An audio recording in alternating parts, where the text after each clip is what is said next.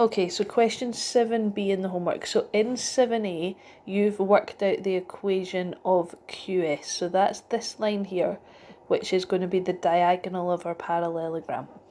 And then in question B, it's asking you to find the coordinates of Q and R. So if we go back and read the question again, it says PQRS is a parallelogram. Now I've marked on P, which was given as 2, 0.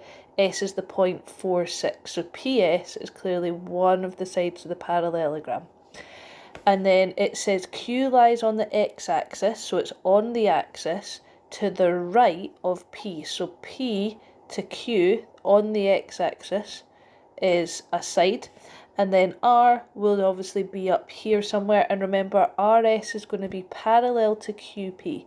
Now if this point Q lies on the x-axis as well, it's going to have a y-coordinate of 0, and if SR is parallel, it means it's a flat line, a horizontal line, which means the y-coordinates are all the same, so it means the y-coordinate of R has got to be 6 as well, okay?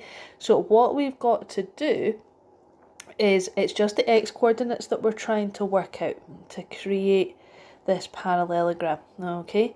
Now, what you know, and remember, part A usually relates to part B. You usually have to use. In part A, we worked out the equation of QS.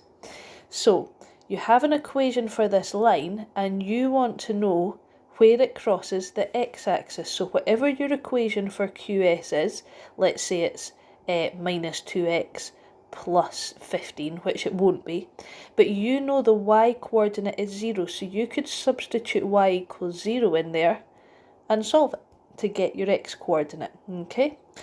Once you've got your x-coordinate, let's say it's 15, okay, and I don't think it is, but let's say it worked out as being 15, then the distance between P and Q is 13, because 2 to 15, the distance is 13. So if this side was 13 long, then this side would be 13 long. So we've got 4 plus the 13, which means that that would be 17. So you can only work out R once you've got Q. So I've obviously made up the numbers in blue to help us, okay, get the general idea, but you're going to have to work out. So the first thing to work out is work out where QS meets the x-axis, okay, and that'll give you the point Q, and then work out the distance between P and Q, because that'll be the distance between S and R, and you can add that on.